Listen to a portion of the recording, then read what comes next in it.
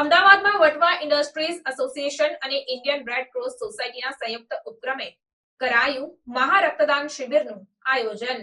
Vatva industries association અને Indian red cross સોસાયટીના ઉપક્રમે મહારક્તદાન શિબિરનું આયોજન કરવામાં આવ્યું, જેમાં 1600 થી વધારે બ્લડ યુનિટ થેલેસેમિયા મેજર બાળકો માટે અન્ય જરૂરિયાતમંદ દર્દીઓ માટે એકત્રિત કરવામાં આવ્યું।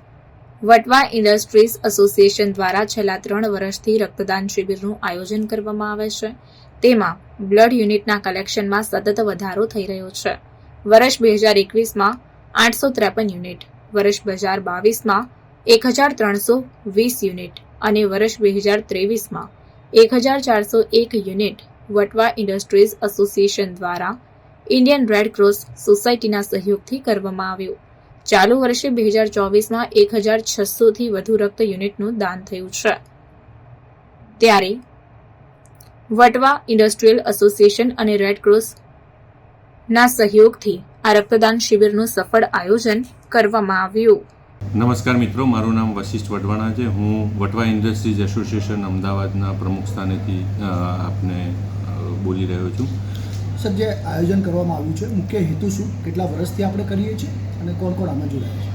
બ્લડ ડોનેશન કેમ્પનો મુખ્ય આશય અમારું થેલેસેમિયાના દર્દીઓને તરત જ બ્લડની જે તાતી જરૂરિયાત ઊભી થાય છે તે પૂરું પાડવાનું, તેમજ સમાજમાં થતા નાના મોટા અકસ્માતોમાં અને ગંભીર રીતે ઘવાતા પેશન્ટોને જે તાતી જરૂરિયાત લોહીની ઊભી થાય છે અને એની ઉણપ સર્જાય છે તે સંતોષવા માટે અમે આખું અભિયાન સ્ટાર્ટ કર્યું છે।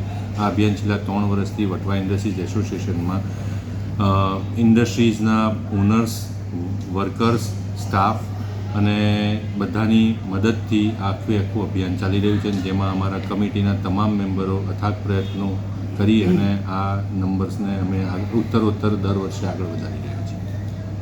મારું નામ ધવલ પટેલ છે।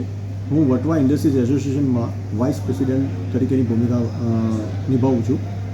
અમે લોકો આ બ્લડ કેમ્પ એક સમાજમાં એક સારું ઉદાહરણ પૂરું પાડવા માટે બી કરી રહ્યા છે।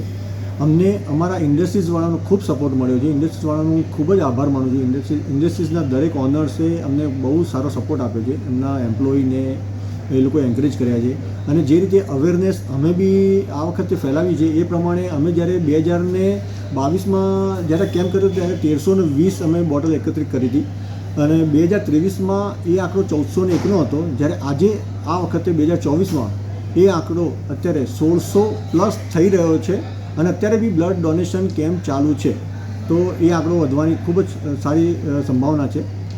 કેટલી અવેરનેસની હજી પણ જરૂર છે?